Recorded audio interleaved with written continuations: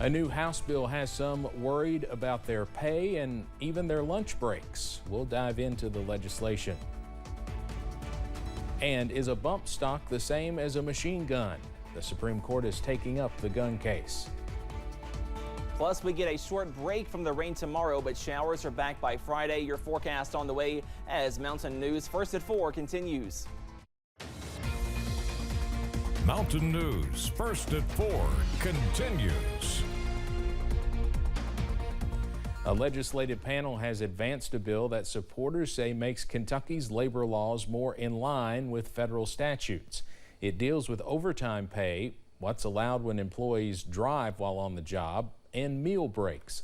Opponents say it will lead to breaks being taken away and pay being reduced.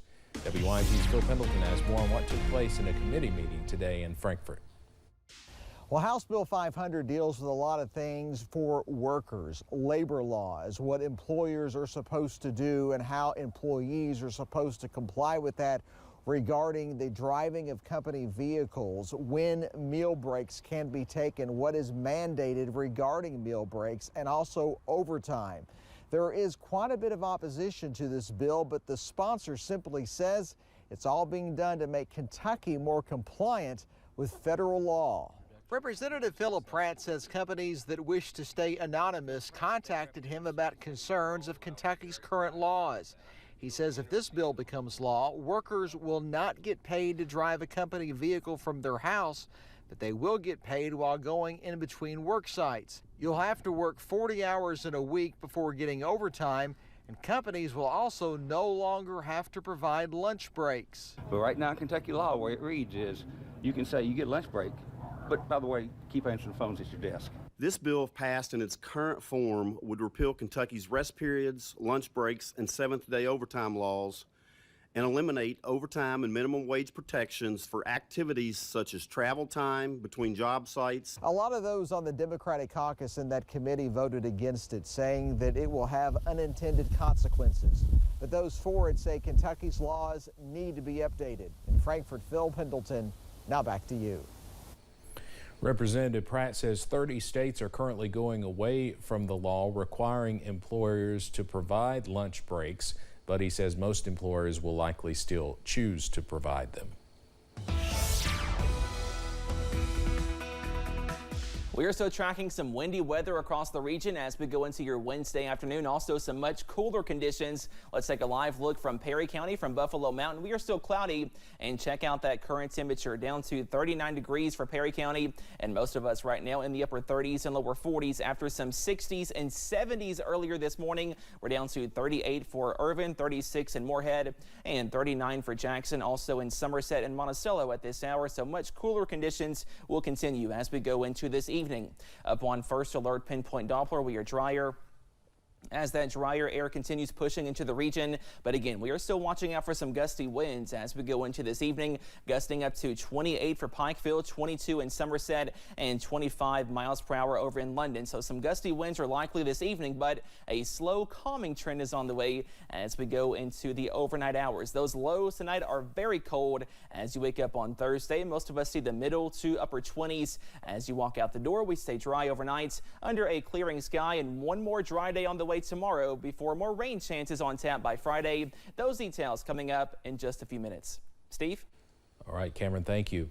Another gun case is before the U.S. Supreme Court. This one a challenge to the legality of a bump stock ban. The Biden administration has upheld the Trump-era ban. Bump stocks allow semi-automatic weapons to rapid fire like machine guns, which are illegal. CBS's Bradley Blackburn has the latest from New York. As the Supreme Court considers the legality of a bump stock ban, lawyers for the government and a Texas gun shop owner offered the court different definitions of the function of a trigger. In common usage today, as in 1934, a function of the trigger happens when some act by the shooter, usually a pull, starts a firing sequence. The shooter does not have a function. The statute is concerned only with what the trigger does and whether a single function of that trigger produces more than one shot. The bump stock ban was enacted under the Trump administration in the wake of the 2017 massacre in Las Vegas, A single gunman using multiple weapons with bump stocks was able to kill 60 people and wound hundreds more in a matter of minutes.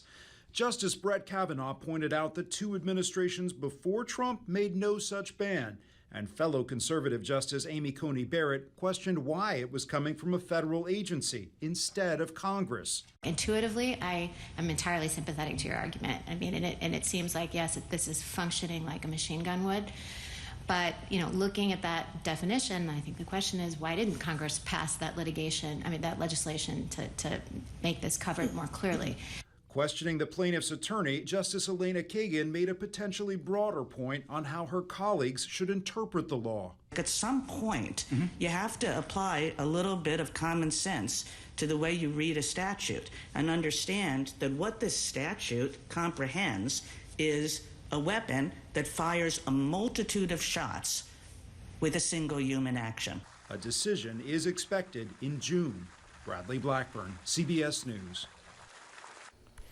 This conservative majority court has taken a broader view of gun rights in recent years and a more skeptical position on the powers of federal agencies. Washington is in shutdown countdown mode again. There are 2 funding deadlines coming up, with the first one happening this Friday. Without a deal, departments impacted by this week's deadline include transportation, housing and urban development, veterans affairs, agriculture, and energy. Operations critical to public safety, like food inspectors and TSA agents, would stay on the job during a shutdown, but without pay. It's so clear that we can't have the shutdown because it hurts so many people in so many different ways, even for a short period of time. Next week's deadline is March 8th. Departments impacted by that deadline include the IRS, the Education Department, and Health and Human Services. Firefighters in Texas continue to battle dangerous and raging wildfires.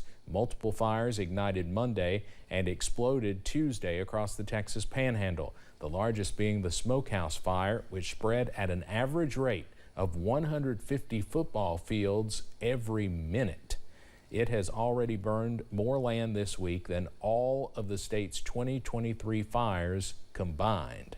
It looked like Armageddon. It looked like our town was just being engulfed in black. Firefighters are trying to take advantage of today's weather. It's a calmer day in Texas with lighter winds and higher humidity, but winds are expected to pick back up tomorrow with stronger gusts up to 30 miles per hour. Coming up on First at 4, forget the smartwatches and Fitbits. How about a phone that you can bend and wear around your wrist? We're checking out the new tech. Plus, we are back in the 20s as we go into tonight. Your full forecast after this break.